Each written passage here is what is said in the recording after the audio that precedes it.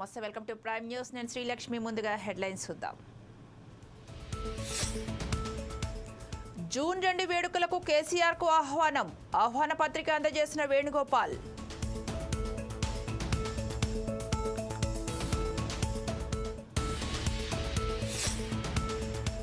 మేడిగడ్డ బ్యారేజీకి మరమ్మతులు, కాంక్రీట్తో హోల్స్ మూసివేత.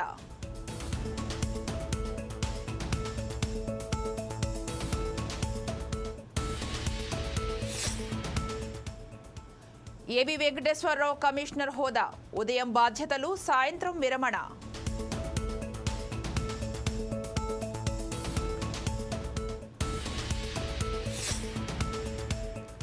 ట్రంప్ను దోషిగా తేల్చిన కోర్టు, జూలై 11న శిక్ష ఖరారు.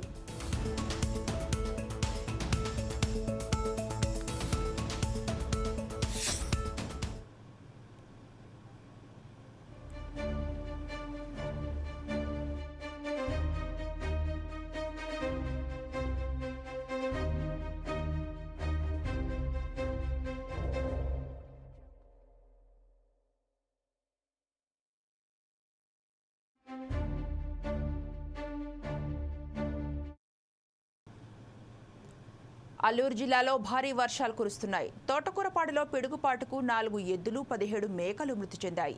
గొర్రెల్మెట్ట గ్రామానికి చెందిన సీదరి దేవరాజు పిడుగుపాటు కారణంగా మరణించాడు. వర్షం కారణంగా లోతట్టు ప్రాంతాలన్నీ జలమయమయ్యాయి. భారీ వర్షాలు కురుస్తున్న నేపథ్యంలో వాతావరణ శాఖ పలు హెచ్చరికలు జారీ చేసింది. ఈ భారీ వర్షాలకు సంబంధించి మా ప్రతినిధి చంద్రశేఖర్ లైన్లో అందిస్తారు. చంద్రశేఖర్, చెప్పండి, అక్కడ వర్షాల పరిస్థితి ఎలా ఉంది? Thank you Srilakshmi. ఇటు 2 తెలుగు రాష్ట్రాల్లో కూడా బాణుడు 2 రోజులుగా కూడా తన ప్రతాపాన్ని చూపిస్తుంటే మన్యం జిల్లాకు సంబంధించినటువంటి అరకు, పాడేరు, చింతపల్లి, లంబసింగి ఈ ప్రాంతాల్లో 2 రోజులుగా కూడా ఎడతెరిపి లేనటువంటి వర్షాలు అయితే కురుస్తున్నాయి. జోరును కురుస్తున్నటువంటి వర్షాలకు లోతట్టు ప్రాంతాలంతా కూడా జలమయమైన పరిస్థితి అయితే కనిపిస్తా ఉంది. ఈ నేపథ్యంలో ఈ రోజు కురిసినటువంటి ఉరుములు, మెరుపులతో కూడినటువంటి వర్షాల కారణంగా మన్యం జిల్లాకు సంబంధించినటువంటి 2 ప్రాంతాల్లో పడినటువంటి పిడుగుపాటుకు 27 ఏళ్ల యువకుడు సీదిరి దేవరాజుతో పాటుగా మరికొంతమందికి సంబంధించినటువంటి నోరు లేని మూగజీవాలు కూడా మృత్యువాత పడిన ఘటన అయితే చూసుకోవచ్చు. సీదిరి దేవరాజు ఏదైతే మైదాన ప్రాంతం ఉందో మైదాన ప్రాంతానికి పశువులు మేపడానికి వెళ్ళాడు. ఆ సమయంలో అకస్మాత్తుగా కురిసిన వర్షాల కారణంగా పిడుగుపాటుకు గురై అక్కడికక్కడే ప్రాణాలు వదిలిన పరిస్థితి కనిపించింది. అయితే మరో ప్రాంతానికి సంబంధించినటువంటి మన్యం జిల్లాలోనే అల్లూరు జిల్లాకు సంబంధించినటువంటి ప్రాంతంలో కొంతమంది రైతులు తనకు సంబంధించినటువంటి మూగజీవాలు ఏదైతే ఎద్దులు ఉన్నాయో 4 ఎద్దులతో పాటుగా మరికొన్ని మేకలను కూడా మెట్ట పొలాలకి అయితే తోలుకొని వెళ్ళడం జరిగింది. అవి ఆహారం మేస్తున్న సమయంలో సడన్ గా పిడుగు పడడంతో అక్కడే అవి చనిపోవడం జరిగింది. దీనికి సంబంధించి అయితే అక్కడ ఉన్నటువంటి ఎవరైతే రైతులు ఉన్నారో రైతుల బోరును విలపించే పరిస్థితి కనిపిస్తుంది. అయితే 2 రోజులుగా కూడా ఇటు విశాఖలో ఎండ వేడికి తట్టుకోలేక నానా అవస్థలు ప్రజలు ఇబ్బందులు పడుతున్న పరిస్థితి చూసుకోవచ్చు. ఈ నేపథ్యంలో 2 రోజులుగా కూడా మన్యం ప్రాంతంలో మాత్రం ఎడతెరిపి లేనటువంటి వర్షాలు కురుస్తున్నాయని చెప్పుకోవచ్చు శ్రీలక్ష్మి. అయితే ఇక్కడ జనజీవనం పూర్తిగా అస్తవ్యస్తంగా కనిపిస్తోంది. అయితే అధికారులు ఎటువంటి సహాయ కార్యక్రమాలు చేపడుతున్నారు? అయితే ఇప్పటికే మన్యం ప్రాంతానికి సంబంధించినటువంటి ఏరియాల్లో భారీ వర్షాలు పడే అవకాశం ఉందంటూ కూడా వాతావరణ శాఖ అయితే హెచ్చరికలు జారీ చేయడం జరిగింది. ఈ నేపథ్యంలో లోతట్టు ప్రాంతాల్లో ఉన్నట్టు వారు అందరికీ కూడా అక్కడ ఉన్నటువంటి సురక్షిత ప్రాంతాలకు తరలించడంతో పాటు కురుస్తున్న వర్షాలకి రోడ్డులు, వాగులు, వంకలు కూడా అన్ని పొంగి పొరలే పరిస్థితి కనిపిస్తుంది.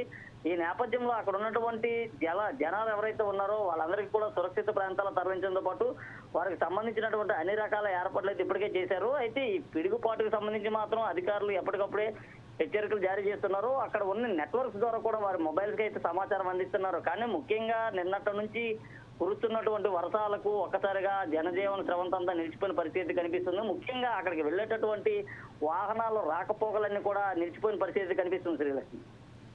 నిత్యావసరాల పరిస్థితి ఎలా ఉంది? అయితే 2 రోజులుగా కూడా అక్కడ కురుస్తున్న వర్షాలకు ఎక్కడికక్కడే ట్రాఫిక్ అంతా కూడా నిలిచిపోవడంతో చాలా ఇబ్బందులు అయితే ఎదుర్కొనే పరిస్థితి కనిపిస్తుంది. ముఖ్యంగా మన్యం ప్రాంతానికి సంబంధించినటువంటి ఘాటు రోడ్లో ఉన్నటువంటి కొండ చీరలంతా కూడా కాస్త విరిగిపడే పరిస్థితి కనిపిస్తుంది. అయితే ఈ వర్షాల కారణంగా గత కొద్ది రోజులుగా కూడా వర్షాలు అయితే ఎడతెరిపి లేకుండా కురుస్తున్న పరిస్థితి కనిపిస్తుంది. ఈ నేపథ్యంలో కింద ఏదైతే డౌన్ ప్రాంతం ఉందో డౌన్ ప్రాంతం నుండి కొండ ప్రాంతానికి వెళ్లే వాహనాలన్నీ కూడా నానా ఇబ్బందులు అయితే పడుతున్నాయి. ఈ నేపథ్యంలో నిత్యావసర సరుకులు కూడా సకాలంలో అందక అక్కడ ఉన్నట్టు వారంతా కూడా ఇబ్బందులు ఎదుర్కొనే పరిస్థితి కనిపిస్తుంది. అయితే గతంలో చూసుకుంటే అక్కడ కురిసిన వర్షాలకి అక్కడ ఉన్నట్టు వారందరికీ కూడా అక్కడ సకల ఏర్పాట్లు అయితే చేశారు. ప్రస్తుతం సడన్ గా వర్షాలు కురవడంతోనే ఎటువంటి ఏర్పాట్లు చేయలేదంటూ కూడా అక్కడ ఉన్నటువంటి ప్రజలు ఆవేదన వ్యక్తం చేస్తున్నారు. Okay, thank you Chandrasekhar. Delhi మద్యం పాలసీ కేసులో బీఆర్ఎస్ అధినేత కేసీఆర్ పేరు లేదన్నారు బాల్క సుమన్. ఈడీ కేసీఆర్ పేరును ఎక్కడా ప్రస్తావించలేదన్నారు. తనపై పలు ఛానల్స్ చేస్తున్న దుష్ప్రచారాన్ని సుమన్ ఖండించారు. దీంతో పలు ఛానల్స్పై ఫిలింనగర్లోని పోలీస్ స్టేషన్లో బీఆర్ఎస్ పార్టీ ఫిర్యాదు చేసింది. ఢిల్లీ హైకోర్టులో ఎమ్మెల్సీ కవిత గారి బెయిల్ పిటిషన్పై వాదనల సందర్భంగా ఈడీ ఎన్ఫోర్స్మెంట్ డైరెక్టరేట్ వాళ్ళు కేసీఆర్ గారి పేరును ప్రస్తావించిందని చెప్పి కొన్ని ఛానల్స్ ఇష్టం వచ్చినట్టుగా న్యూస్ను ప్రసారం చేయడం జరిగింది. వాళ్ళందరూ కూడా వాస్తవాలు నిర్ధారణ చేసుకోకుండా కేసీఆర్ గారి ఇమేజ్ను దెబ్బతీయాలని చెప్పి, కేసీఆర్ గారిపై బురద చల్లాలని చెప్పి వాళ్ళు కేసీఆర్ గారి బ్రాండ్ను దెబ్బతీయాలని చెప్పి వార్తలు ప్రసారం చేసినట్టుగా తెలుస్తూ ఉంది. అటువంటి ఒక 16 న్యూస్ ఛానల్స్పై ఇవాళ బంజారాహిల్స్ పోలీస్ స్టేషన్ పరిధిలో, అదేవిధంగా ఫిలింనగర్ పోలీస్ స్టేషన్ పరిధిలో, జూబ్లీహిల్స్ పోలీస్ స్టేషన్ పరిధిలో, తర్వాత పంజాగుట్ట పోలీస్ స్టేషన్ పరిధిలో కంప్లైంట్ ఇవ్వడం జరిగింది. నిరాధారమైనటువంటి వార్తల్ని ప్రసారం చేసి మా పార్టీ అధినాయకులు కేసీఆర్ గారి ఇమేజ్ను దెబ్బతీయాలనేటటువంటి కుట్ర చేసినందుకు వారి మీద చర్యలు తీసుకోవాలి. ఇటువంటి తప్పుడు వార్తలు భవిష్యత్తులో ఎలాంటి ఆధారాలు లేకుండా, ఎలాంటి వాస్తవాలు లేకుండా అబద్ధాలను, దుష్ప్రచారాలను చేసేటటువంటి ఛానల్స్ను కట్టడి చేయాలనేటటువంటి విషయాన్ని వాళ్ళ కంప్లైంట్ రూపంలో పోలీసు దృష్టికి తీసుకొని పోవడం జరిగింది. తగిన చర్యలు తీసుకోవాలని చెప్పి కూడా కోరడం జరిగింది.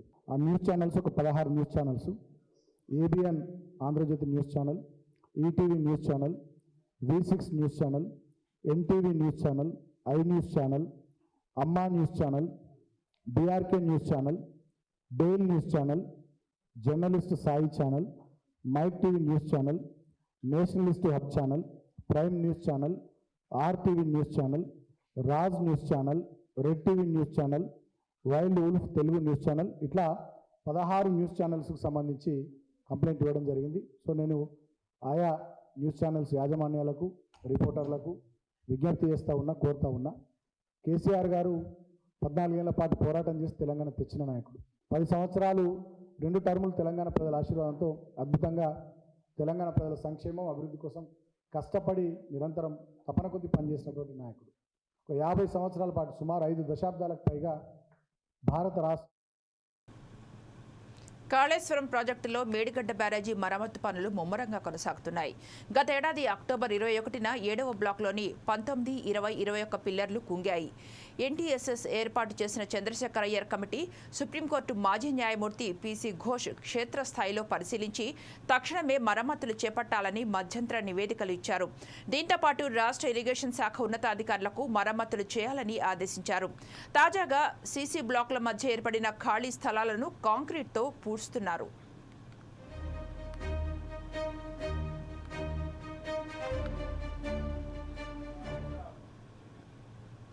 ప్రధాని మోదీ ఆధ్వర్యంలో భారతదేశం ఆర్థిక శక్తిగా ఎదిగిందని దగ్గుపాటి పురంధేశ్వరి తెలిపారు. దేశాన్ని అభివృద్ధి పథంలో నడిపించడంలో మోదీ పాత్ర ఎంతో కీలకమన్నారు. కేంద్ర ప్రభుత్వం ఆంధ్రప్రదేశ్లో 60,000 కోట్ల రూపాయలతో రోడ్ల నిర్మాణం చేపట్టిందని కొనియాడారు. మనం ఇందాక అనుకున్నాం, దేశాన్ని ఒక ఆర్థిక శక్తిగా తీసుకువెళ్ళడం. గడిచిన ఇన్ని సంవత్సరాలుగా 11వ స్థానంలో ఉన్నటువంటి భారతదేశాన్ని ఇవాళ ఈ 10 సంవత్సరాల్లోనే మనం 5వ స్థానానికి తీసుకుని వెళ్ళగలిగాం. ఇవాళ ఆ రాముడి అనుగ్రహంతో నరేంద్ర మోడీ గారు మళ్ళీ దేశ ప్రధాని అయ్యేటువంటి అవకాశం మన కళ్ళ ముందు ఉన్నది. కనుక 5వ స్థానంలో ఉన్నటువంటి భారతదేశాన్ని ఇవాళ 3వ స్థానానికి తీసుకువెళ్ళేటువంటి దిశగా నరేంద్ర మోడీ గారు అడుగులు వేస్తున్నారు. ఇదేమన్నా పెద్ద గొప్ప విషయమా, మా జీవితాల్లో ఎటువంటి మార్పు వస్తుంది అని చెప్పి చాలా మంది భావించవచ్చు. ఇక్కడ మనం అర్థం చేసుకోవాల్సింది, 5వ స్థానంలోకి మన భారతదేశాన్ని తీసుకొచ్చిన వెనువెంటనే మనం కోట్లాది మరుగుదొడ్లు నిర్మాణం చేయగలిగాం. మనం వేలాది ఇళ్ళు పేదల కోసం నిర్మాణం చేయగలిగాం. మనం లక్షలాది మంది పేదలకి న్యాయం చేసేటువంటి దిశగా అడుగులు వేసాం. 80 కోట్ల మంది పేదలకి ఇవాళ ఉచిత బియ్యాన్ని ఇవ్వగలుగుతున్నాం. కేవలం ఒక్క ఆంధ్ర రాష్ట్రంలోనే 60,000 కోట్లతోటి రోడ్ల నిర్మాణం మనం చేసుకోగలిగాం. ఇదంతా ఎలా జరిగింది? 5వ ఆర్థిక శక్తి అయిన వెనువెంటనే మనం చేసుకోగలిగాం. ఇంకా 3వ ఆర్థిక శక్తిగా వచ్చిందంటే ఒక్కసారి ఆలోచించండి, ఇంకెంత చేసుకోగలము మన భారతదేశానికి. కనుక అటువంటి గట్టి సత్తా, చతురత, సామర్థ్యం కలిగినటువంటి ఒక నాయకత్వం భారతీయ జనతా పార్టీకి ఇవాళ ఖచ్చితంగా ఉంది. కనుక ఆ దిశగా మనం అందరం కనుక ఆలోచించినట్లయితే నిజంగా మనం అందరం కూడా అదృష్టవంతులు అని చెప్పి భావించాలి. ఎందుకంటే భారతీయ జనతా పార్టీ ఎప్పుడైనా సరే ఆలోచన విధానం ఎలా ఉంటుందంటే దేశం ముందు, పార్టీ తర్వాత, ఆ తర్వాతే వ్యక్తి. కనుక నేను అనేక సందర్భాల్లో నేను చెప్తూ ఉంటాను, నేను మా కార్యకర్తలతో చెప్తూ ఉంటాను, ఇవాళ నేను రాష్ట్ర అధ్యక్షురాలుగా మీ ముందు నిలబడి ఉండవచ్చు, కానీ నా పదవీ కాలం 3 సంవత్సరాలే. ఆ తర్వాత ఇంకొకరు వస్తారు ఇక్కడికి, కానీ ఆ వచ్చిన తర్వాత నేను ఎక్కడ ఉంటాను? మీతో పాటు కింద కూర్చోవలసిన దాన్ని. కానీ మేము ఇప్పుడు అధ్యక్షురాలుగా ఉన్నంత కాలం కూడా ఏ విధంగా నా కార్యకర్తల భుజం తట్టి నేను ముందుకు నడిపించుకోగలను, ఏ మేరకి నేను భారతీయ జనతా పార్టీని బలోపేతం చేసుకోగలను అనేటువంటి అంశాల మీద కనుక నేను దృష్టి పెట్టినట్లయితే ఖచ్చితంగా కార్యకర్తలు నేను ఈ వేదిక దిగి మీతో పాటు కింద కూర్చున్నప్పుడు మీరు నన్ను గౌరవించేటువంటి పరిస్థితి ఉంటుంది. సీనియర్ ఐపీఎస్ అధికారి A B Venkateswararao printing and stationery commissioner హోదాలో పదవి విరమణ చేశారు. విజయవాడలోని ప్రింటింగ్ అండ్ స్టేషనరీ కార్యాలయంలో ఏర్పాటు చేసిన కార్యక్రమంలో పలువురు ప్రముఖులు ఏబీవీని కలిసి శుభాకాంక్షలు తెలిపారు. ఇవాళ ఉదయం ఆయన బాధ్యతలు స్వీకరించగా సాయంత్రం పదవి విరమణ చేశారు. పోలీస్ శాఖ పరంగా ప్రస్తుతం డీజీ హోదాలో ఉన్నారు. ఏబీవీని కలిసి శుభాకాంక్షలు తెలిపిన వారిలో RTC MD Dwaraka Tirumalarao, TDP అధికార ప్రతినిధి పట్టాభి తదితరులు ఉన్నారు.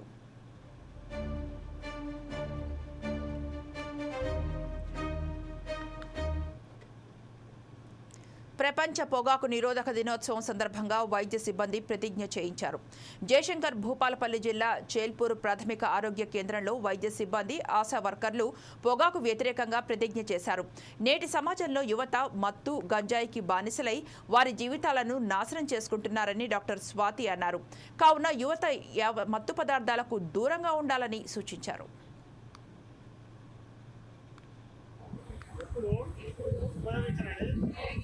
లేదా 20ని ప్రతిజ్ఞ చేస్తున్నాను.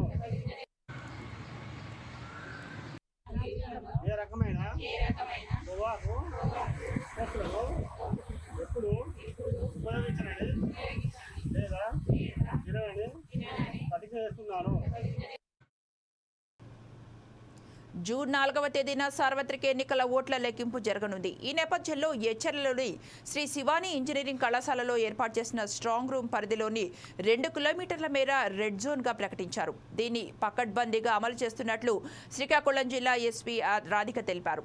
దీనికి సంబంధించిన మరింత సమాచారం మా శ్రీకాకుళం ప్రతినిధి అబ్దుల్లా అందిస్తారు. జూన్ 4న చేపట్టే ఎన్నికల కౌంటింగ్ ప్రక్రియ శాంతి భద్రత మధ్య నిర్వహించేందుకైతే పోలీసులు కఠిన నిర్ణయాలు తీసుకున్నారంటే మనం చెప్పవచ్చు. ఆ రోజు ఎన్నికల కౌంటింగ్ అయితే ప్రశాంతంగా జరిగేందుకైతే ఈ చర్యలు తీసుకున్నట్లయితే జిల్లా ఎస్పీ ఓ ప్రకటనలో తెలియజేసే సందర్భాలు అయితే ఉన్నాయి. ముఖ్యంగా శ్రీకాకుళం జిల్లాకు సంబంధించి 8 నియోజకవర్గాలకు సంబంధించి కౌంటింగ్ అయితే జిల్లా కేంద్రానికి 10 కిలోమీటర్ల దూరంలో ఉన్న శివాని ఇంజనీరింగ్ కళాశాలలో అయితే ఇక్కడ ఏర్పాటు చేశారు.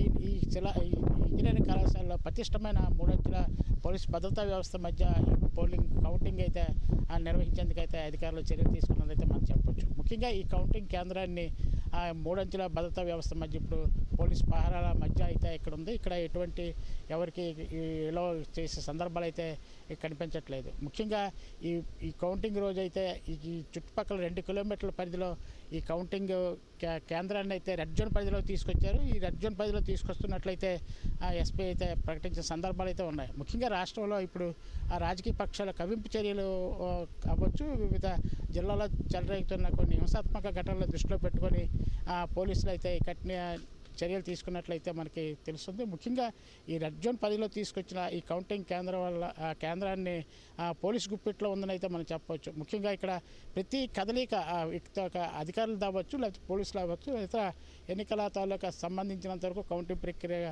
నిర్వహించేందుకు వచ్చిన వారి సిబ్బంది తాలూకా ప్రతి కదలికల్లో అయితే నిశ్చితంగా ఇక్కడ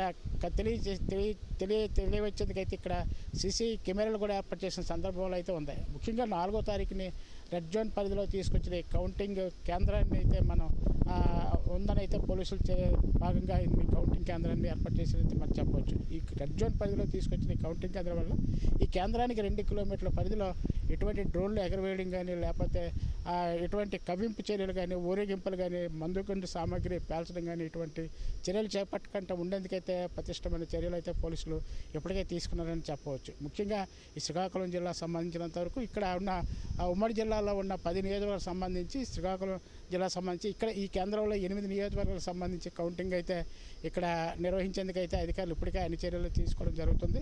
ఈ 8 నియోజకవర్గాలకు సంబంధించి అయితే ఇక్కడ శ్రీకాకుళం ఎంపీతో పాటు 8 నియోజకవర్గాలకు సంబంధించి శాసనసభ నియోజకవర్గాలకు సంబంధించి కౌంటింగ్ ప్రక్రియ అయితే 4వ తారీఖు ఉదయం నుంచి స్టార్ట్ చేస్తున్నారు. ముందుగా ఈ ప్రక్రియను శాంతి భద్రతల మధ్య నిర్వహించేందుకైతే పోలీసులు అన్ని చర్యలు తీసుకున్నారని చెప్పవచ్చు. ముఖ్యంగా ఈ కౌంటింగ్ కేంద్రం వల్ల ఇప్పటికే 3 అంచెల భద్రతా వ్యవస్థను అయితే ఏర్పాటు చేశారు. 3 అంచెల భద్రతా వ్యవస్థ వల్ల సుమారు కౌంటింగ్ కేంద్రానికి 200 మీటర్ల పరిధి లోపు వరకు ఎవరిని కూడా ఎటువంటి అనుమతి లేకుండా ఎవరిని అనుమతి నిషేధించారో అయితే పోలీసులు అయితే నిషేధాజ్ఞలు అయితే జారీ చేశారైతే మనం చెప్పవచ్చు.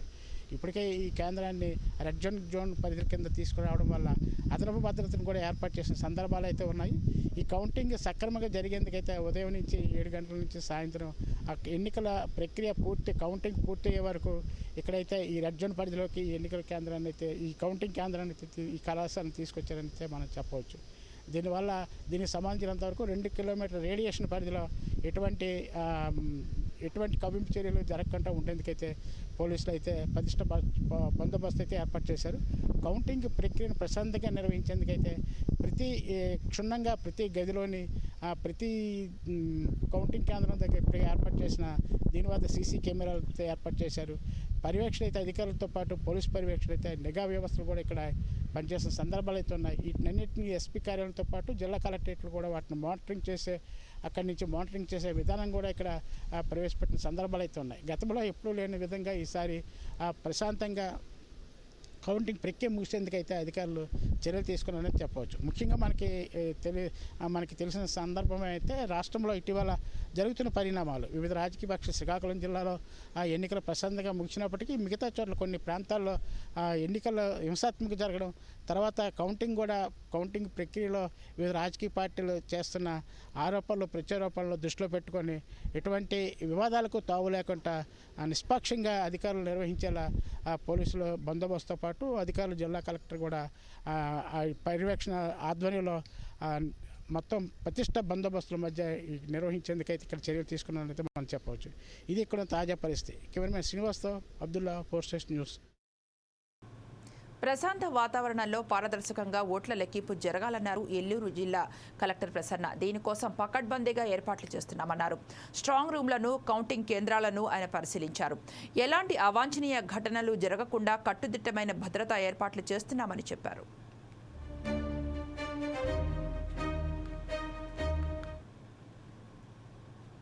సీఎం రేవంత్ రెడ్డి ఆదేశాల మేరకు కేసీఆర్ను ఆహ్వానించామన్నారు ప్రభుత్వ సలహాదారు వేణుగోపాల్. ఆహ్వాన పత్రికతో పాటు ముఖ్యమంత్రి లేఖను కేసీఆర్కు అందజేశారు. తెలంగాణ రాష్ట్ర అవతరణ వేడుకలకు ప్రభుత్వం భారీ స్థాయిలో ఏర్పాట్లు చేసినట్లు తెలిపారు. మాజీ సీఎం కేసీఆర్ హాజరు కావాలని కోరినట్లు తెలిపారు. ఆయన సానుకూలంగా స్పందించారని పేర్కొన్నారు. మా నాయకుడైనటువంటి రాష్ట్ర ముఖ్యమంత్రి గౌరవనీయులు శ్రీ రేవంత్ రెడ్డి గారి యొక్క ఆదేశానుసారం నేను, మాతో పాటు మా డిపార్ట్మెంట్ డైరెక్టర్ అయినటువంటి అరవిందర్ సింగ్ గారు, మా డిప్యూటీ డైరెక్టర్ బేగ్ గారు ఈరోజు గౌరవ మాజీ ముఖ్యమంత్రి వర్యులు, గౌరవ ప్రతిపక్ష నాయకులైనటువంటి శ్రీ చంద్రశేఖరరావు గారిని ప్రత్యేకంగా వ్యక్తిగతంగా కలిసి ఆహ్వానించాలి. ఈ 2వ తేదీ జూన్ 2వ తేదీ ఏదైతే మనం పండుగ వాతావరణం లోపల దశాబ్ది ఉత్సవాలను జరుపుకుంటా ఉన్నాము, దాని సందర్భంగా వారిని వ్యక్తిగతంగా కలిసి గౌరవనీయులు రేవంత్ రెడ్డి గారు ముఖ్యమంత్రి గారి యొక్క లేఖ ఒకటి మరియు ఇన్విటేషన్ కార్డ్స్ మార్నింగ్ పొద్దున పరేడ్ గ్రౌండ్స్లో ఉండేటువంటి ప్రోగ్రాము, ఈవినింగ్ సాయంత్రం ట్యాంక్ బండ్ మీద జరిగేటువంటి కార్యక్రమాల లోపల వారిని భాగస్వామ్యం కావాలని ఒక సలహాదారు హోదా లోపల నేను మా డిపార్ట్మెంట్ డైరెక్టర్ గారిని మా ముఖ్యమంత్రి గారు చెప్పిన దరిమిలా ఈరోజు గౌరవ మాజీ ముఖ్యమంత్రి వర్యులు చంద్రశేఖరరావు గారిని కలిసి ముఖ్యమంత్రి గారి యొక్క సందేశం, ప్రత్యేకమైనటువంటి సందేశంతో పాటు వారు అందించినటువంటి లేఖను వారికి అందజేసి ఇన్విటేషన్ కూడా గౌరవ చంద్రశేఖరరావు గారికి అందజేయడం జరిగింది. ఇది ఒక 60 ఏళ్ల కళ గౌరవ మా నాయకురాలు అధినాయకులు అయినటువంటి శ్రీమతి సోనియా గాంధీ గారు ఆ రోజు జూన్ 2వ తేదీ రోజు ఏదైతే తెలంగాణ సెపరేషన్ అనేటువంటిది అనౌన్స్ చేయటము, ఏర్పడటము, ఈ సందర్భంగా ఇదొక పండుగ వాతావరణం లోపల ఈ దశాబ్ది ఉత్సవాలు అత్యంత ఘనంగా ఈ సమాజం లోపల, తెలంగాణ సమాజం లోపల ఉండేటువంటి సబ్బండ వర్ణాలను అందరు స్టేక్ హోల్డర్స్ అందరినీ కూడా ఇన్వాల్వ్ చేయటం, అందరినీ ఇన్వైట్ చేయడం జరుగుతూ ఉంది. దాంట్లో భాగంగా తెలంగాణ గ్రాండ్ హుడ్ లోపల చంద్రశేఖరరావు గారి యొక్క రోల్ కూడా ఉంది అనేటువంటి దాంతో వారిని కూడా ప్రత్యేకంగా కొత్తగూడెంలో కామ్రేడ్ పర్సా సత్యనారాయణ శత జయంతి ఉత్సవాల ముగింపు వేడుకలు జరిగాయి. ఈ సందర్భంగా కొత్తగూడెం క్లబ్లో సిఐటియు జెండాను ఆవిష్కరించి ఉత్సవాలను ప్రారంభించారు. ఈ కార్యక్రమానికి రాష్ట్ర స్థాయి నాయకులు పాల్గొన్నారు. ఈ కార్యక్రమానికి హాజరైన నాయకులు సత్యనారాయణ గురించి వివరించారు. ఆయన ఎంతో స్ఫూర్తిదాయకమని కొనియాడారు. స్వాతంత్ర సమరయోధుడు, తెలంగాణ రైతాంగ సాయుధ పోరాట యోధుడు, బొగ్గుగని కార్మికోద్యమ నిర్మాత, సిఐటియు పూర్వ ఆంధ్రప్రదేశ్ మాజీ రాష్ట్ర అధ్యక్షుడు కామ్రేడ్ పర్సా సత్యనారాయణ గారి శత జయంతి ఉత్సవాలు మన కార్మిక కేంద్రం కొత్తగూడెంలో జరగటం చాలా సంతోషకరమైనటువంటి విషయం. సిఐటియు అఖిల భారత కమిటీ తరఫున వారికి ఎప్పుడో జవాబులు అర్పిస్తున్నాం. ఈరోజు రేపు పర్సా గారి యొక్క జ్ఞాపకాన్ని స్మరించుకుంటూ ఆ రోజుల్లో పర్సా గారి నాయకత్వంలో పనిచేసినటువంటి అనేక మంది కార్యకర్తలు, నాయకులందరూ కూడా ఒక ఆత్మీయ సమ్మేళనం ఈరోజు కొత్తగూడెం క్లబ్లో జరుగుతుంది. చాలామంది నాయకులు ఉమ్మడి ఆంధ్రప్రదేశ్ నుంచి ఇక్కడ హాజరయ్యారు కుటుంబ సభ్యులతోటి. అలాగనే పర్సా గారి కూతుర్లు, అల్లుళ్ళు, కుటుంబ సభ్యులు కూడా హాజరయ్యారు. ముఖ్యంగా పర్సా గారి జీవితం ఒక రోల్ మోడల్. ఎందుకంటే ఒక సాధారణమైనటువంటి కార్మికుడిగా 1943వ సంవత్సరం అంటే ఆ రోజు బ్రిటిష్ ప్రభుత్వం అధికారంలో ఉంది, తెలంగాణలో నైజాం పరిపాలన ఉంది. ఆ రోజుల్లో ఒక కార్మికుడిగా చేరి మొత్తం కార్మిక సంఘాలని, కార్మికులను సంఘటితం చేస్తున్నటువంటి క్రమంలో అనేక నిర్బంధాలను ఎదుర్కొన్నాడు. అలాగనే జైళ్ళకి 6 సంవత్సరాలు జైళ్ళలో ఉన్నాడు, అజ్ఞాతవాసాన్ని గడిపాడు.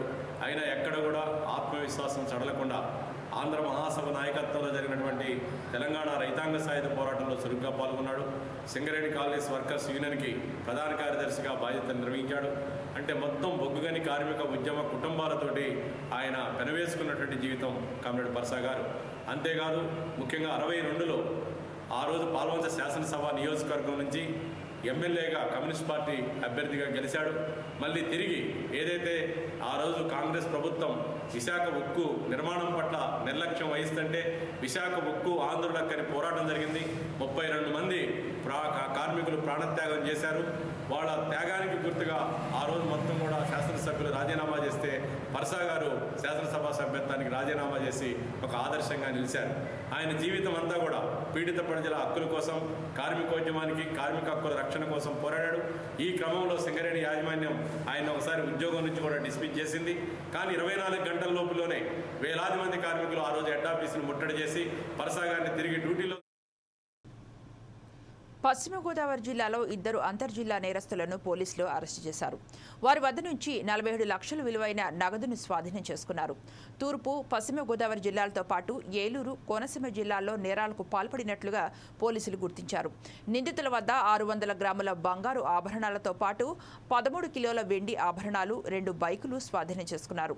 నిందితులు భీమవరం పట్టణానికి చెందిన పందిరి వెంకటనారాయణ, తణుకు పట్టణానికి చెందిన నగరపు ఈశ్వర్రావుగా గుర్తించారు. వారిని అదుపులోకి తీసుకొని రిమాండ్కు తరలించారు పోలీసులు.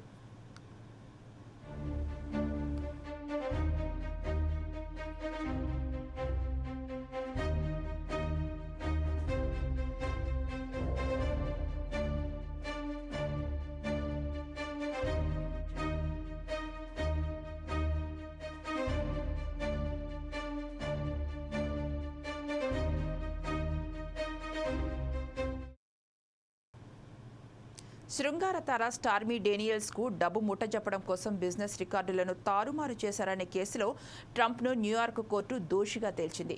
జూలై 11న ఆయనకు శిక్ష ఖరారు చేయనుంది. అమెరికా మాజీ అధ్యక్షుడు డొనాల్డ్ ట్రంప్ దోషిగా తేలారు. శృంగార తార స్టార్మీ డేనియల్తో అక్రమ సంబంధం కేసులో ఆయనపై నమోదైన అన్ని ఆరోపణలు రుజువైనట్లు న్యూయార్క్ కోర్టు తేల్చింది. దాదాపు 34 అంశాల్లో ఆయనను దోషిగా నిర్ధారించింది. ఇలా ఓ కేసులో దోషిగా తేలిన అమెరికా తొలి మాజీ అధ్యక్షుడు ట్రంపే కావడం గమనార్హం. రాబోయే అధ్యక్ష ఎన్నికల్లో ఆయన బైడెన్తో తలపడనున్న విషయం తెలిసిందే. మరో 5 నెలల్లో ఎన్నికలు జరగనున్న తరుణంలో ఈ తీర్పు వెలువడటం ప్రాధాన్యం సంతరించుకుంది.